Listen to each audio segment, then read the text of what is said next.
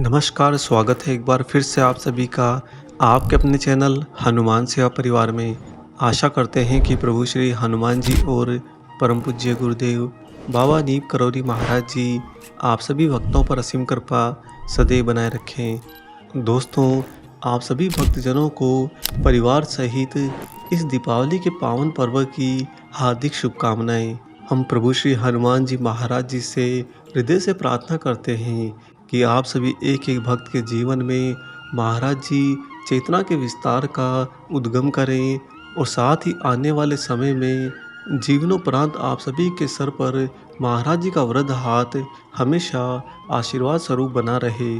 और इसके साथ ही हम मनोकामना भी करते हैं कि महाराज जी आप सभी के घर पर आज इस दीपावली के पावन दिवस पर अवश्य पधारें। दोस्तों, वैसे भी देखा जाए तो इस दीपावली का सूत्रधार तो हनुमान जी ही हैं, क्योंकि प्रभु श्री राम, माता सीता और भ्राता लक्ष्मण के अयोध्या लौटने की खुशी में जो यह पर्व मनाया जाता है, उसके पीछे सारी घटना का सूत्रधार तो केवल हनुमान जी हैं। हम सभी जानते हैं कि प्रभु श्री राम जी को माता जानकी की खोज करने में हनुमान जी ने सर्वश्रेष्ठ भूमिका निभाई थी और साथ ही इसका उन्होंने कभी श्रेय भी नहीं लिया।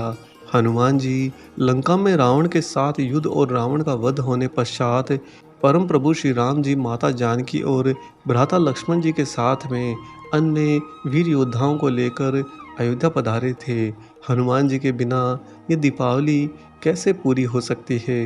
यूँ तो इस दीपावली पर प्रमुख पूजा माता लक्ष्मी जी की होती है प्रभु श्री नारायण जी के साथ में, परंतु वैसे भी उनके भी सर्वश्रेष्ठ प्रिय तो परम प्रभु श्री हनुमान जी ही हैं। आप सभी ये जानते होंगे कि लक्ष्मी नारायण ने अपने ही सुदर्शन चक्र और गरुड़ महाराज के घमंड को तोड़ने के लिए हनुमान जी की सहायता ली थी। तो हनुमान जी के बिना कौन सा कार्य संभव हो पाता है। स्वयं परमेश्वर भी हनुमान जी के बिना अधूरे से हो जाते हैं। तो फिर एक मनुष्य का तो सब कुछ, एक मनुष्य का सर्वश्रेष्ठ स्तर केवल और केवल हनुमान जी की छत्र छाया में बना रहता है। इसीलिए इस दीपोत्सव के पावन पर्व पर माता लक्ष्मी जी की नारायण जी के साथ में पूजा अर्चना करते समय हनुमान जी को ना भूलिएगा। हनुमान जी के बिना जब उनके काम नहीं बनते तो फिर हमारे काम कैसे बन सकते हैं। दोस्तों, स्वयं हनुमान जी कैसे दिखते हैं, कौन हैं, क्या हैं, यह किसी को आज तक पता नहीं चल पाया है। वास्तव में अगर हनुमान जी ने किसी को दर्शन दिए हैं तो वह उनके परम दर्शन पाकर उन दर्शनों को किसी और को बता नहीं पाया है। लेकिन हनुमान जी ने स्वयं ही हमारी सारी मानव जाति पर एक असीम कृपा कर दी। उन्होंने वर्तमान समय के कालखंड में परम पूज्य बाबा नीम करौरी महाराज जी के रूप में स्वयं के अद्वैत स्वरूप को सिद्धियों सहित प्रकट कर दिया। हनुमान जी स्वयं जानते हैं कि एक एक भक्त के हृदय में परम प्रभु श्री राम जी स्वयं वास करते हैं, परंतु उस भक्त का मानवीय जीवन यहाँ पर माया के अंतर्गत होने के कारण भटकता रहता है। ऊंची नीची टेढ़ी मेढ़ी राहों से गुजरते हुए उस जीवन को एक त्रास में जीवन बनाते हुए मानव कभी कभी विकट समस्याओं में फंस जाता है। ऐसे में उसकी सहायता करना हनुमान जी परम आवश्यक मानते हैं। इसीलिए वह स्वयं इतना सरल सादा मानवीय स्वरूप बाबा नीम करौरी महाराज जी का धारण किए, ताकि कोई भी मनुष्य स्वयं को उनसे दूर ना समझ सके। महाराज जी का सरलतम रूप और सरलतम स्वभाव केवल और केवल हर एक निम्न स्तर के भक्त तक पहुंचने का पर्याय है। लेकिन जिस तरह से प्रभु श्री हनुमान जी को कोई नहीं जानता, वैसे ही बाबा नीम करौरी महाराज जी के वास्तविक यथार्थ को कभी कोई नहीं पहचान पाया और ना ही पहचान सकता जब तक उनकी स्वयं की इच्छा ना हो। महाराज जी के बारे में बहुत सारी घटनाएं हैं जिनमें भक्त ये प्रयत्न करते हैं कि वास्तव में महाराज जी कौन हैं, इसका पता लगाया जाए। कई भक्त छिप छिप कर महाराज जी की लीलाओं पर नज़र जमाते हैं, तो कई भक्त स्वयं आगे बढ़कर बाबा जी से पूछने का प्रयत्न करते हैं। लेकिन सफलता इतनी आसानी से कहाँ मिल सकती है, क्योंकि बात यहाँ पर फिर से घूम फिर कर वही आ जाती है कि हनुमान जी तो स्वयं का श्रेय कभी लेते ही नहीं। जब वह श्रेय लेते ही नहीं तो कैसे वह कह सकते हैं कि मैं ही हनुमान हूँ। दोस्तों, हनुमान जी का वास्तविक स्वरूप भले ही किसी ने ना जाना हो ना पहचाना हो, लेकिन हनुमान जी का कलयुग के अंदर यथार्थवादी स्वरूप केवल और केवल बाल रूप है। हनुमान जी केवल यहाँ पर क्रीड़ा मात्र कर रहे हैं। बार बार जब भी कहीं हनुमान जी के चमत्कार एवं उनकी लीलाओं की चर्चा होती है तो उन चर्चाओं के मध्य में कहीं न कहीं कोई बाल क्रीड़ा ही छिपी रहती है। वास्तव में हनुमान जी स्वयं के अंदर एक परम बालक को छिपाए हुए हैं। इसीलिए तो वह समस्त देवी देवताओं के अति प्रिय हैं। हर एक स्त्री को माता मानना और माता जानकी का सर्वश्रेष्ठ पुत्र समान प्रिय हो जाना, यह हनुमान जी के बाल स्वरूप का ही प्रकट रूप है।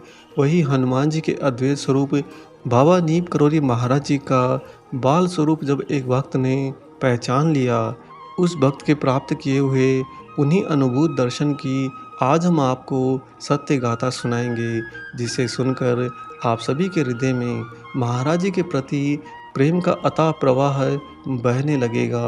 और दीपावली के इस पावन दिवस पर दोस्तों, अपने घर में माता लक्ष्मी जी की नारायण सहित पूजा अर्चना करते समय परम प्रभु श्री हनुमान जी उनके अद्वैत स्वरूप बाबा नीम करौरी महाराज जी को बिल्कुल उन्हीं के समक्ष स्थान दीजिएगा।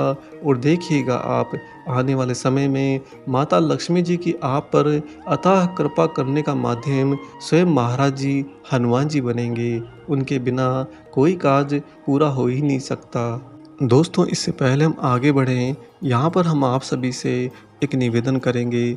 महाराज जी के एक अनन्य व्रत भक्त के जीवन में महासंकट आया हुआ है और वह अपने जीवन की इस अवस्था में संकटों का सामना कर रहे हैं। पिछले काफ़ी समय से हम आप सभी से निरंतर उनकी सहायता करने हेतु आग्रह कर रहे हैं। अपने जीवन में प्रभु की कृपा से खुशियाँ मनाते हुए कृपया महाराज जी के इन व्रत भक्त की जीवन में भी खुशियाँ लाने का प्रयत्न करिए। आप सभी से निवेदन है कि कृपया अपना दिल बड़ा रखते हुए आगे बढ़कर ज़्यादा से ज़्यादा संख्या में और ज़्यादा से ज़्यादा सामर्थ्य के अनुसार उनकी सहायता जरूर करिए। महाराज जी के इन भक्त की मदद करने हेतु यहाँ पर हम आपको उनका फ़ोन पे नंबर एवं QR कोड दे रहे हैं। दोस्तों, हमारे पास में जो कुछ भी है वह स्वयं परम प्रभु श्री हनुमान जी महाराज जी की अनुकंपा से ही है और आने वाले समय में उनकी ही कृपा से हमारे जीवन में हर एक क्षेत्र में विस्तार होगा। बिना उनकी कृपा के तो एक पत्ता भी नहीं हिल सकता। परम प्रभु की कृपा प्राप्त करने के लिए हमेशा एक भक्त को सेवा धर्म को ही अपनाए रखना चाहिए। यही स्वयं महाराज जी की भी इच्छा है। आप सभी से बस इतना कहना चाहेंगे कि ज़्यादा से ज़्यादा महाराज जी के इन भक्त की अवश्य मदद करिए। आइए अब लौटते हैं अपने वीडियो पर और आपको सुनाते हैं बाबा की वह बहुत ही अद्भुत अनुभूत दर्शन देने वाली बाल स्वरूप में प्रमाणित सत्य घटना। दोस्तों, बाबा जी की एक अनन्य महिला भक्त रही हैं रमा जोशी जी। वह कहती हैं कि मर्यादा पुरुषोत्तम श्री राम के आदर्शों में रची बसी और संत महात्माओं के एक मर्यादित आचरण के प्रति एक निश्चित धारणा रखने वाली मैं महाराज जी की अत्यंत भ्रामक और कभी कभी संतों से अपेक्षित आचरण के विपरीत सी लीलाओं को देखकर मेरे मन में महाराज जी के वास्तविक सत्य रूप के प्रति कभी भ्रम पैदा हो गया था। अन्य माइयों का महाराज जी के साथ में अंतरंग व्यवहार और उनके साथ महाराज जी का खुलापन साधु संतों के प्रति अपने पुराने विचारों के खिलाफ लगता था। एक ओर रोब था और दूसरी ओर महाराज जी के प्रति प्रेम डोर थी। मेरे पति भी बाबा की प्रेम डोर में इस तरह जकड़े हुए थे कि वे भी कोई मार्गदर्शन नहीं कर सके। मैं वैसे एक दो बार महाराज जी से स्वयं भी पूछ चुकी थी कि आप बताते क्यों नहीं, आप कौन हैं और आपकी ये उल्टी सीधी लीलाएं आखिर क्या हैं, किस लिए करते हो ऐसी लीलाएं। जब रमा जोशी जी ने महाराज जी से ये प्रश्न किया तो बाबा हंसकर बोले, कोई नहीं समझा सकता तुझे, समय आने पर मैं ही समझाऊंगा। तब महाराज जी के इस कथन को रमा जोशी ने बहलाने की लीला समझी और एक दिन महाराज जी से ही कह दिया कि बाबा जी, मेरी तो काग भुसुंडी जैसी गति हो गई है। इसके उत्तर में महाराज जी हंसकर फिर से बोले, वो तो होगी ही, जब बाबा ने यह कहा तो रमा जोशी जी और ज़्यादा अस्थिर हो गई।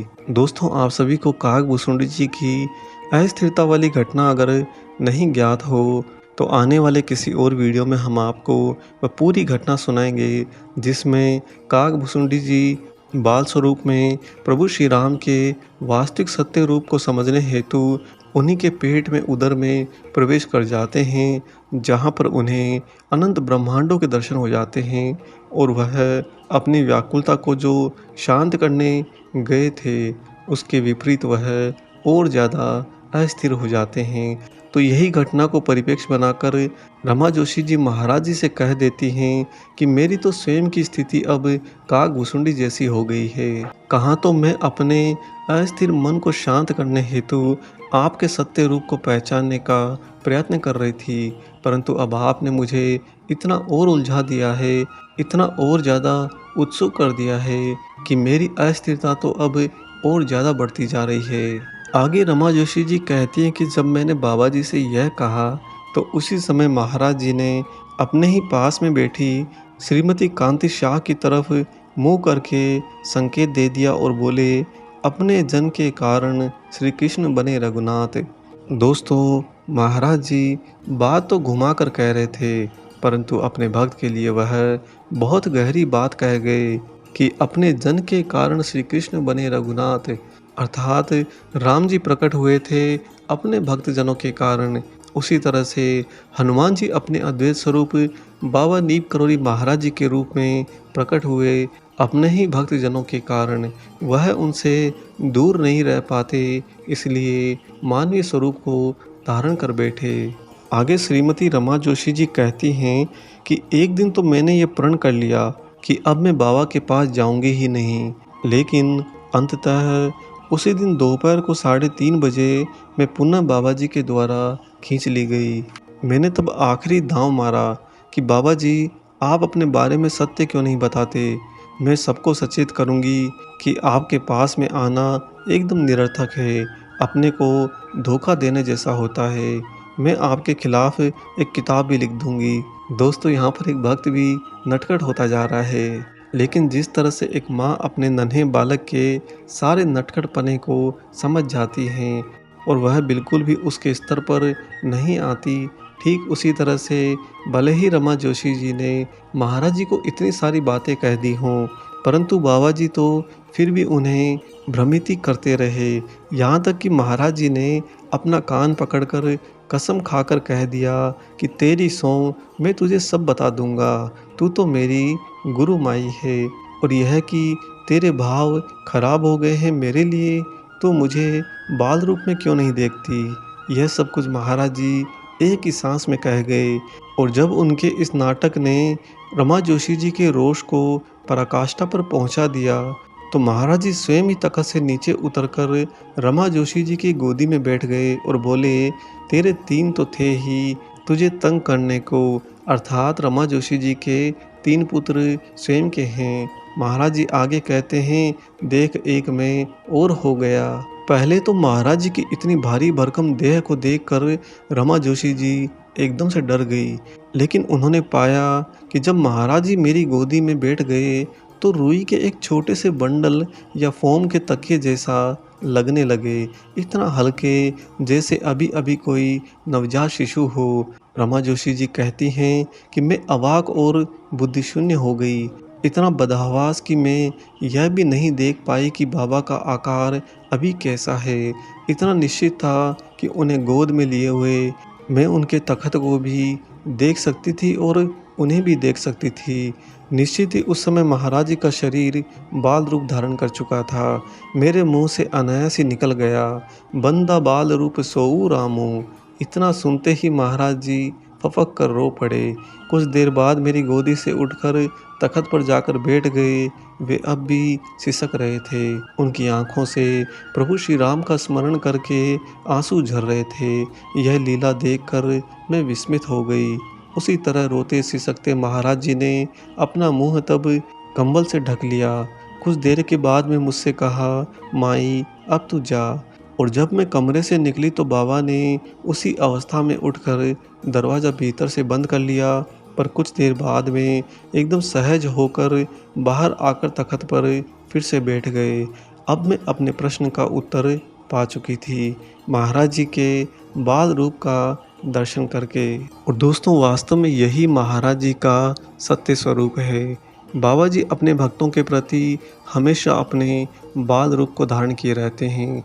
हनुमान जी की गर्जना भक्तों के प्रति नहीं होती, उनकी गर्जना तो महाजिद्दी राक्षसों के प्रति होती है, जो उन्हीं के भक्तों को चोट पहुंचाने का प्रयत्न करते हैं, कष्ट देने का जतन करते हैं। हनुमान जी अपने भक्तों के साथ में सदैव बाल स्वरूप में रहते हैं, क्योंकि वे जानते हैं उन्हीं के भक्तों के हृदय के केंद्र में परम प्रभु मर्यादा पुरुषोत्तम श्री राम जी वास करते हैं। आप सभी को दीपावली की एक बार फिर से ढेर सारी शुभकामनाएं। परम प्रभु श्री हनुमान जी के आशीर्वाद से माता लक्ष्मी प्रभु नारायण जी की पूजा अर्चना करिए और उनकी कृपा को अपने पूरे परिवार सहित ग्रहण करिए। आशा करते हैं कि आपको आज का ये दीपावली विशेषांक ज़रूर पसंद आया हो। वीडियो अगर अच्छा लगा है तो जाने से पहले इसे ज़रूर लाइक करें। साथ ही इस वीडियो को ज़्यादा से ज़्यादा अन्य सभी राम भक्तों, हनुमान भक्तों से ज़रूर शेयर करें। और अगर आप चैनल पर नए हैं तो इस परिवार को ज़रूर सब्सक्राइब करें। मिलेंगे बहुत जल्दी ही एक और ऐसे ही नए वीडियो के साथ में। तब तक अपना और अपने माता पिता का संपूर्ण ख्याल रखिए और परम प्रभु श्री राम जी का निरंतर गुणगान करते हुए बाबा हनुमान एवं बाबा नीम करोली महाराज जी की निस्वार्थ होकर सेवा करते रहिए। जय सिया राम।